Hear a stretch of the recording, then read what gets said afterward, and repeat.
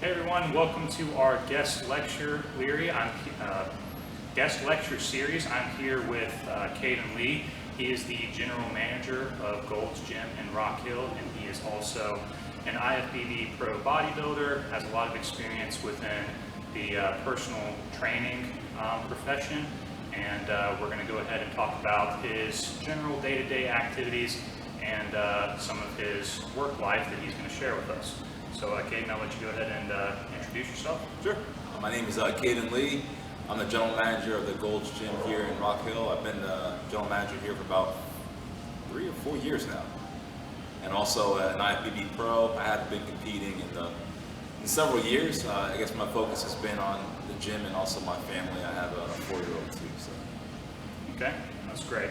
So, with gym management and with exercise science, how did you originally gain an interest in exercise physiology, and how did that inspire an interest into the fitness industry? Sure. So it actually started with me being in college. I went to William Patterson University.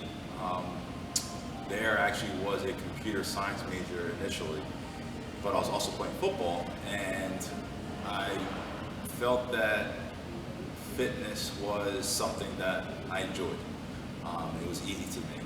While I was at school, I actually got deployed to Iraq, and when I was in Iraq, the one thing that helped me get through being there was my fitness. I set up my own training programs. It helped me progress through the time that I was there.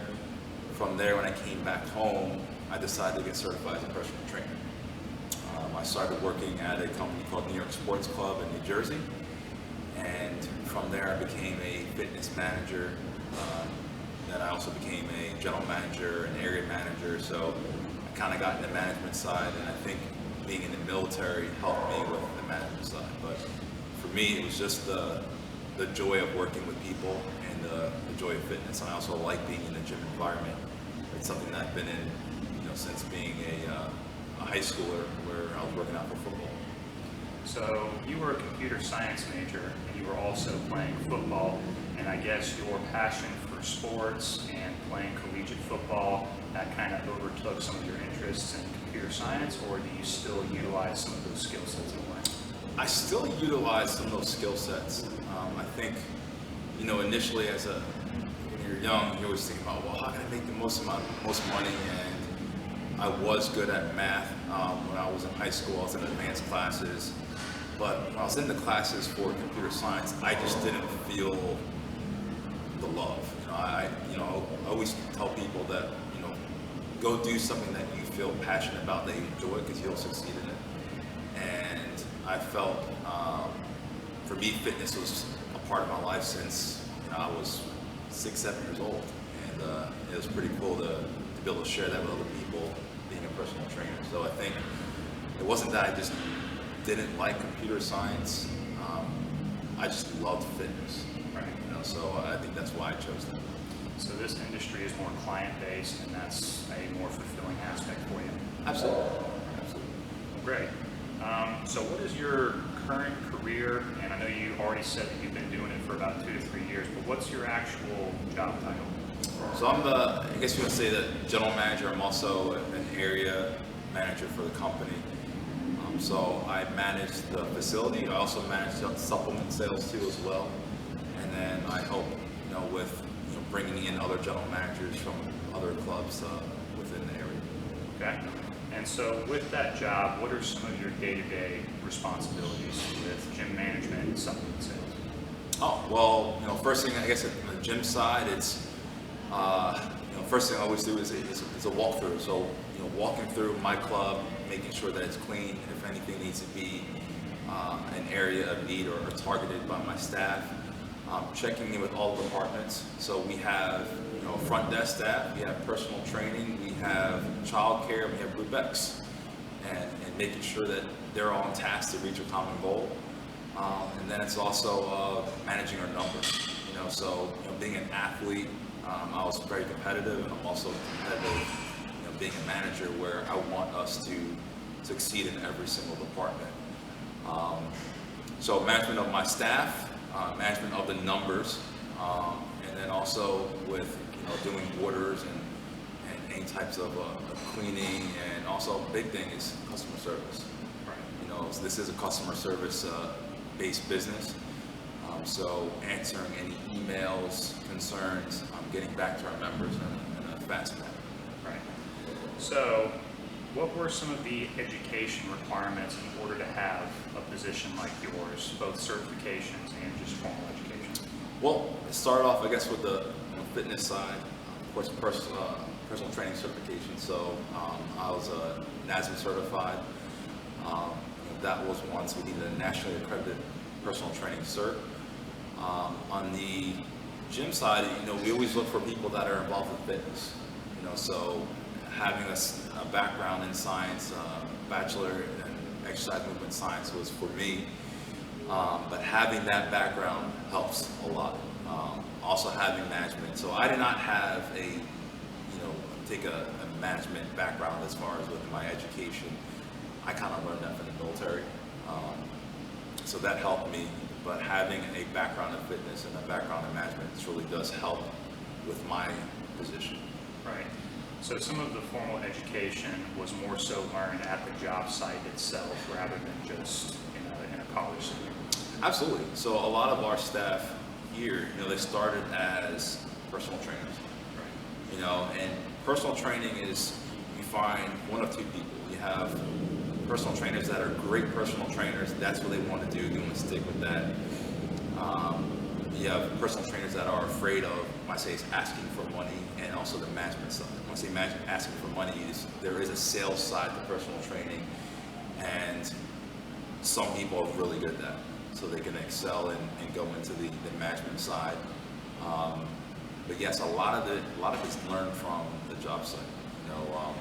Even a lot of my front desk staff, they started at the front desk, and now they're membership sales managers. Right. So I guess one of the main things that you learn in the job site itself is obviously you have to come in as an entry-level position, sometimes personal training, sometimes higher, and that's when you can move your way up into potentially management. And as you move through those different job positions, I guess it's on the person in that position or on the employee to pick up those interpersonal skills, to learn those customer service skills, and to be able to interact with people effectively. Yes. So I always recommend is the cross training. Right. So it's always good to have a well-trained staff. The ability to not just do the front desk. I look at our gym is that we're all cross-trained. When it comes to cleaning, when it comes to customer service, even with touring, membership sales, we all kind of chip in and do that. So it's kind of like finding your right seat on the bus.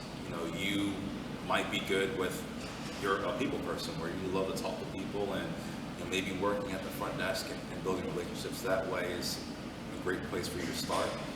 You might be really good and technically sound with personal training, where you go right up the plans. When it comes to the sales part, maybe that's not your biggest strength that you have. So maybe you just want to stick with personal training. So it's really, cross training and finding, what you're the best at, and that's where the manager comes into place. Where managers are like, you're like the general manager in football team. You look at like, all right, well, I noticed that I have this player here, but he's better suited to run in this system. So, it's plug and play. Right. And it's not just being able to communicate with the customer and customer service, especially in Caden's position. He has to be able to communicate with his employees and his teams effectively. And it's his responsibility to understand what your skill set is and to plug in place effectively, like you said. So with that, what is the most rewarding aspect of your job with gym management? Well, two sides. So one, I look at my staff. And even if it's not with the company, if I see that they've grown as an individual, where maybe they were able to get a different job, maybe doing a different career, but they started here and maybe they started a management job. That makes you feel good. Or if they progressed and moved through the ranks, within the company, that makes me feel good. So seeing my staff progress, and then I look at the members, is seeing them change. we had some great success stories at this location. We had one member that was a participant on My 600-Pound Life. He lost, I think he's under 300. I think he's in like the he's like about 200 something pounds now. He was over 600 pounds when he started with us, so he lost over 400 pounds. So seeing stories like that, or seeing stories of someone that was afraid to come to the gym and now is a consistent gym goer that comes in, 3 to 5 days a week and has totally changed their lifestyle and their health habits. So that to me is rewarding, seeing the customer improve and also seeing my staff improve. Well, and that's great. And I'd say that people underestimate how much exercise and fitness has a positive impact on somebody's life. Because when somebody loses over half of their body weight, 400 pounds, I mean, that's a life-altering transformation. You've added years to somebody's life, and to be a part of that is obviously something that's very rewarding and very fulfilling. So if you could give advice to an undergraduate exercise science major before they move into the workforce, what would your advice be? Is find something that you are passionate about. I always feel that you're going to be most successful in something that you enjoy doing, where it's not necessarily considered a job. Find something that you're passionate about, find something that you enjoy, because that's where you're going to be the most successful. And then, find a mentor. Find someone that has succeeded in the field that you want to start, and ask questions, but find a good mentor. Well, there you go. You heard it here from the man himself. He said, find your passion, find a good mentor, and those are the keys to becoming successful. So that was our third guest lecturer. Thank you, Caden. Thank you, everybody, for watching, and we will have the fourth video posted soon.